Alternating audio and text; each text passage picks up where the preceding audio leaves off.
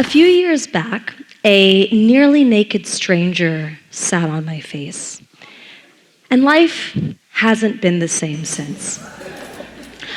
If having a stranger smother you isn't part of your normal evening routine, let me tell you that when a lingerie-clad woman sits on your face, you don't see a lot. It's dark.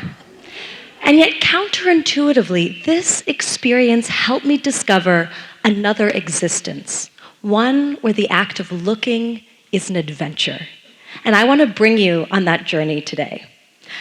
I'm going to talk to you about art today, which is a little surreal because for a long time, art and I were not on speaking terms. Going to galleries and museums regularly made me feel like I was at least 2 tattoos and a master's degree away from figuring out what the heck was going on. And maybe you've had that experience.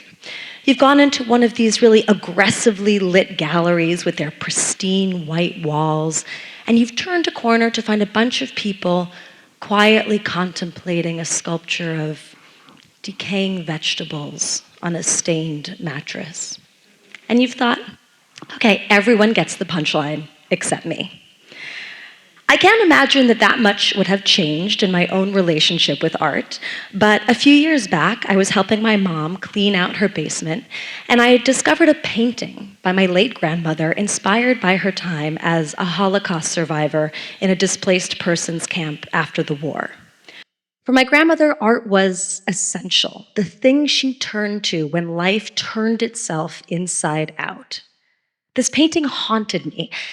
It filled me with this gnawing fear that by turning my back on art, I was missing out on something really big.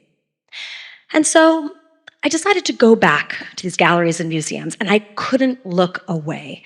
The art mystified me, but the people fascinated me. I've never met a group of people willing to sacrifice so much for something of so little obvious practical value. Artists who treated 100-year-old paintings like they were as necessary as vital organs. And I was surprised to discover that scientists are right there with artists in seeing art as crucial to our humanity, per one biologist, as necessary to us as food or sex. Now, these artists had this expansive approach to life that made my own existence feel claustrophobic by comparison. And to be fair, they pitied me. They told me that I lacked visual literacy, which they swore was downright dangerous in a world so saturated with images. And I became consumed with this question of whether I could see art, whether I could see the world the way they did, and what might change if I could. And so I decided that I wanted to throw myself into the nerve center of the contemporary art world, and the nerve center of the fine art world, and see what I could learn. Now, when I say throw myself in, I mean it pretty literally. I'm a journalist, and like a lot of journalists, I do interviews, I read research reports, but I also believe in learning by doing. And I had this plan, this admittedly pushy plan, that I would actually go and work in the art industry and then report back on what I found. Unfortunately, no one except me thought this was a good idea. I started reaching out to people, to art experts, and instead of answers, I got warnings, threats. I had art professionals assure me that what I wanted to do was impossible, maybe even dangerous. Now, I've done reporting in China where talking to a foreign journalist like me can get you arrested, and yet nothing prepared me for how secretive the art world would be. I had an easier time sniffing out answers in Chengdu than in Chelsea. But I got in. My first job was working for a very cool up-and-coming gallery in Brooklyn, where by spackling walls and writing press releases, I began to be initiated into the strategic snobbery that the art world uses to keep people out. Gallerists withhold prices and then refuse to sell you things, even if they're for sale. There's a correct way to walk, talk, behave, if you really want to make inroads into the elite echelons of the art world. My boss intimated that I needed a makeover. Severe haircut, no jewelry.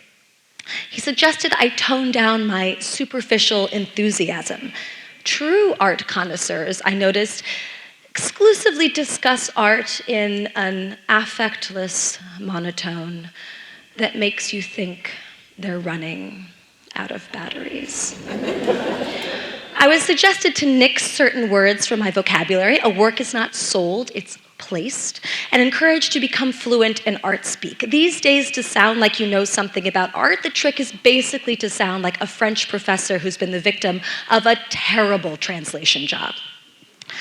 Now, as I've said, I was dead set on developing my eye, and I'd eventually spend 5 years disowning my normal routine as a journalist to sell art at galleries, help artists in their studios, patrol museum wings as a security guard, and more, all as part of a journey to understand why does art matter and how do any of us engage with it more deeply? A journey that eventually led to a book. But something kept bothering me. In my initial forays into the art world, it dawned on me that these deliberately erected barriers to entry applied not only to buying the art, but also to appreciating it. So many of the art connoisseurs that I was meeting spent surprisingly little time discussing the merits of the artworks themselves.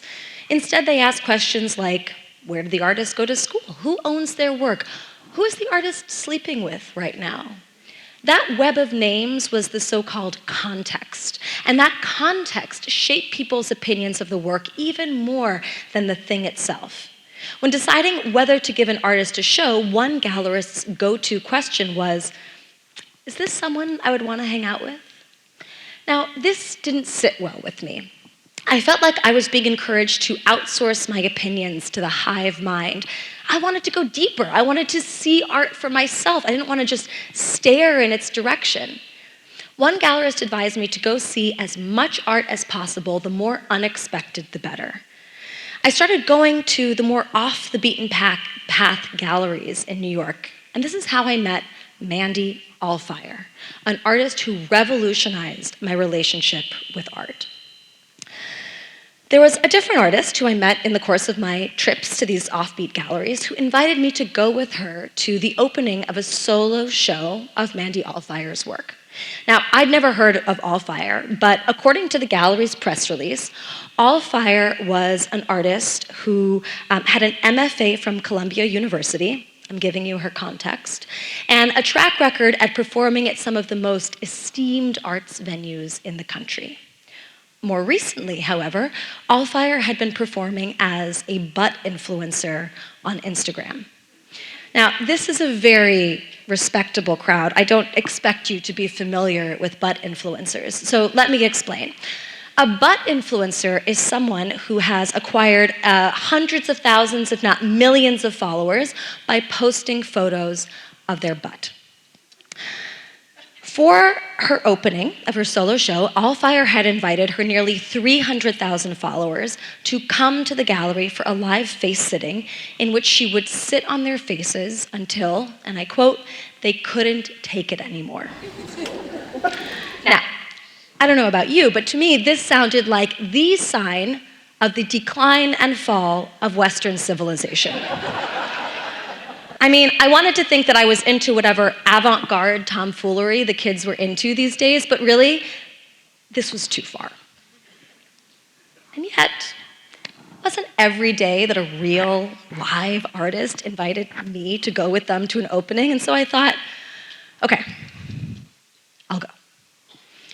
When I got to the gallery, the art was already happening. I want you to picture it. Velvet rope, sort of low cot, covered with a white fitted sheet.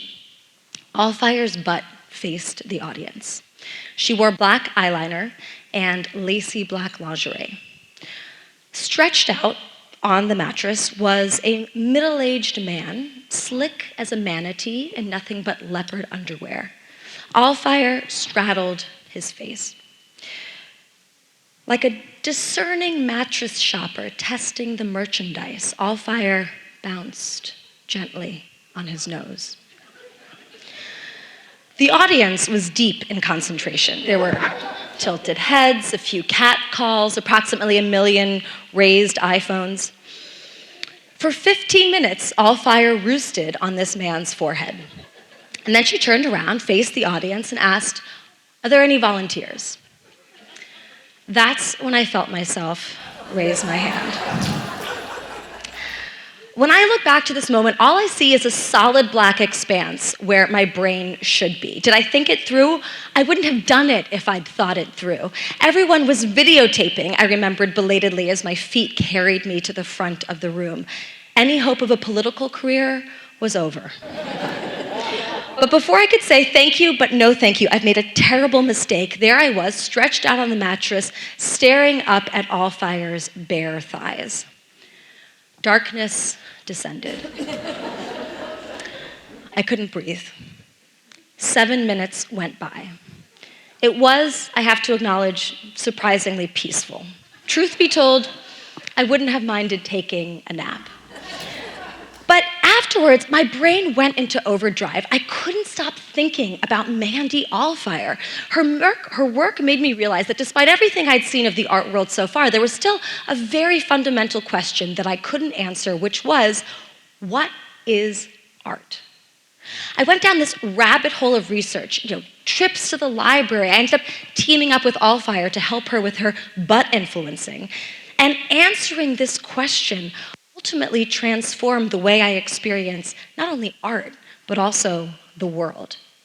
I discovered that the experts have largely thrown up their hands at answering this question. In an age where the word art gets stretched to include everything from Michelangelo's David to a urinal on a pedestal, when it comes to what's art, they basically say, we don't know. But I was fascinated to learn that our idea of what art is today is really the byproduct of these rather arbitrary decisions made by status-conscious Europeans in the 1760s, who decided there were a handful of human activities, painting, sculpture, poetry, architecture on a good day, that counted as art. Everything else was mere craft. Art could elevate our souls, while craft could keep you dry. And yet, for thousands of years, art was considered anything involving human ingenuity and skill. Passing laws, training horses, fixing shoes, carving marble, art, and more art. In fact, scientists argue that art is not something that we dreamed up once we managed to live past age 20 and got bored of staring at blank walls. But rather, many contend that it is a biological predisposition that has helped our species survive. And think about it, art is one of our oldest inventions. We invented paint long before the wheel. It's one of our earliest forms of communication. We started drawing long before we could write. And it's one of our most universal urges. We all engage with art, whether Parisians or preschoolers or Paleolithic cave dwellers. And if you accept, as many experts think we should, that art is crucial to our humanity, then it follows that art encompasses a whole lot more than just Picasso's. Art can be a tea ceremony, a Super Bowl halftime show, arguably a butt influencer. This perspective resonated with me because it jived with what I was witnessing with artists, the ultimate art experts. The art industry's gatekeepers would have us believe that art is largely limited to the stuff we see in these beautiful galleries and museums, that context makes art art. But artists know better. The artists I was meeting, including Allfire, had this incredible ability to look at the everyday like art, to linger, to take an extra beat, to wonder why. How? They could examine a toothbrush like it was a sculpture. They could find inspiration in a parked motorcycle, beauty in a sewage treatment plant. They could look out at the reality and see the miraculous where most of us only register the mundane. Seeing the way that they engaged with the world revealed something to me about the value of art in our lives and about the necessity for each of us to exercise our eye. It dawned on me that context is such a relying crutch for us to rely on because that's how our brains work. When we look out at the world, we don't see it like video cameras. We don't see it objectively and accurately. Our brains are really trash compactors. We have these filters of expectation that automatically descend and preemptively dismiss, prioritize, sort all the raw data coming in even before we get the full picture. But art, experts argue, helps us fight the reducing tendencies of our minds. Interestingly, scientists and artists, each in their own ways, have come to this argument that art is so fundamental to our humanity because it helps us yank off those filters of expectation. Like dreams, art is not always pleasant, but it introduces these perplexing images that help our brains jump out of their well-worn pathways. Art is a glitch. It's a glitch that is a gift. It's a glitch that helps our minds jump the curb. And artists like Allfire, for me, opened up this possibility of encountering the jostle that we get from art just about anywhere if we're open to looking for it. I came to believe that there is an artist in each of us to the extent that we struggle to keep our brains from compressing our experience of the world. Art is a choice. It is a fight against complacency, and it's a decision to live a life that's richer, more complex, and ultimately so much more beautiful. Thank you so much.